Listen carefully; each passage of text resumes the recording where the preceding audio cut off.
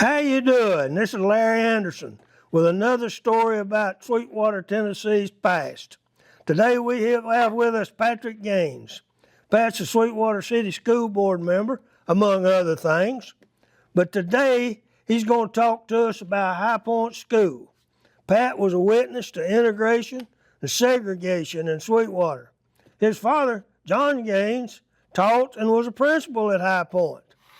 Did your daddy ever cut you any slack? No, not at all. He's going to tell the truth. I thought that'd be the way it was. Pat, tell us about Highpoint High School. Okay. Highpoint was started in 1947 by Vert L. Latham. He had a vision, he had a dream after he got out of the Navy. There were no place for black students in Sweetwater to go to high school. They had to go to Athens, Anderson County, Knox County, because there was no high school here. So that was his vision, that was his dream, to start a high school here in Sweetwater. And that high school started in 1947. And his dream was a reality, it came true. And Highpoint was 1 through 12, grades 1 through 12. And I started in 1959 as a first grader. And I spent 6 years at Highpoint before integration took me away to Sweetwater Junior High and later to Sweetwater High. And so the first graduating class from Highpoint was in 1951.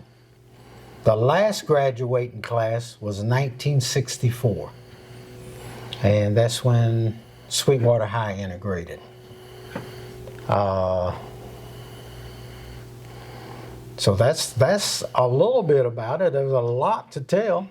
I know we just don't have the time, but there's a lot to tell. Well, let me ask the question, and I've asked this of some other folks. White people, we always look back and said, you know, integration come, we didn't have any trouble at all. It was a good place we didn't have like they did in these other towns. And I've often wondered what the black people thought about that. When we was thinking it was such a easy, good thing, what was the black community feeling about it? The black community felt the same way. Well, that's good. But to back up, we were scared. Yeah. We were, well, I don't know if scared is the right word, because I know the Lord tells us not to fear anything. But yeah, to go to Sweetwater High and Sweetwater Junior High, it was an experience. And we were a little, we had a little fear. Mm-hmm. But to expound on what you were saying, I heard these other surrounding towns had problems. Mm-hmm. To my knowledge, Sweetwater didn't have any serious problems. Well, I think one of the things that helped us was the second year after integration, we had a championship football team.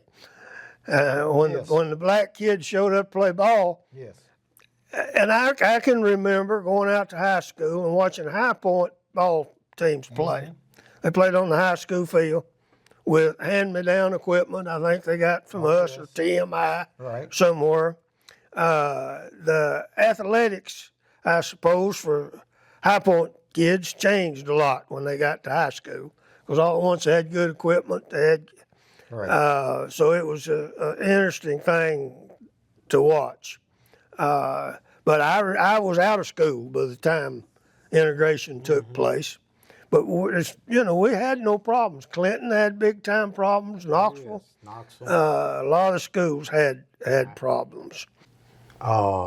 Gus Davis gave a speech during Black History a couple of years ago, and he was talking about the problems that Madisonville had, and I wasn't aware of that. Well, I'm not either. They kept it hush-hush or under the carpet or whatever, but all in all, we transitioned very well here in Sweetwater. Well, I thought we did. And the black school teachers, most of them had an opportunity to follow the kids. I know there were a few did not.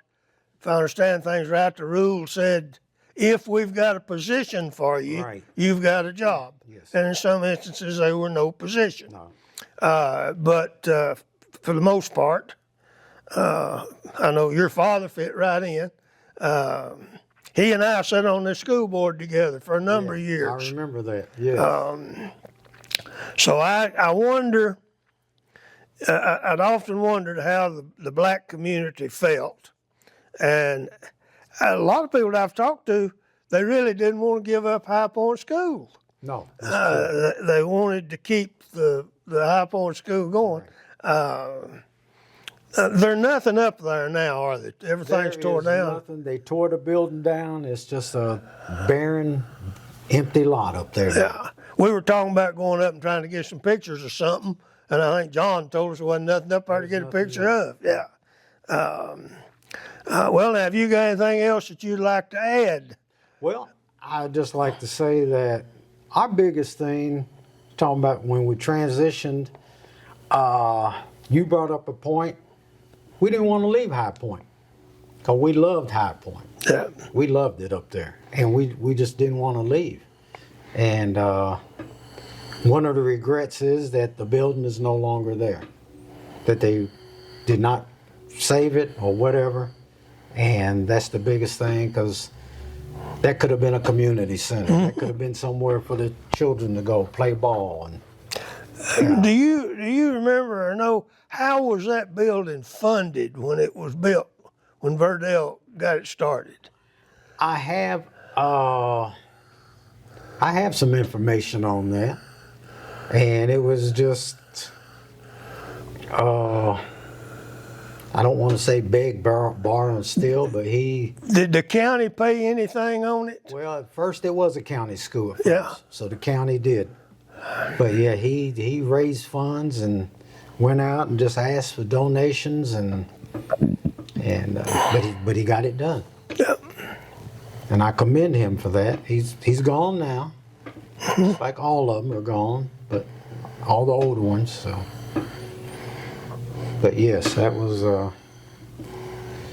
It first did, like I said, it was a county school at first. Yeah. So yes. Well, we appreciate you coming and talking to us today. We're going to put you on the television. Well, I appreciate that. Thank you so much. Thank you. I hope the short time we had, I hope that I was able to enlighten Yeah. people on this, and because we need to keep the legacy going. Thank you. Thank you, Mr. Anderson. Appreciate you. Thank you.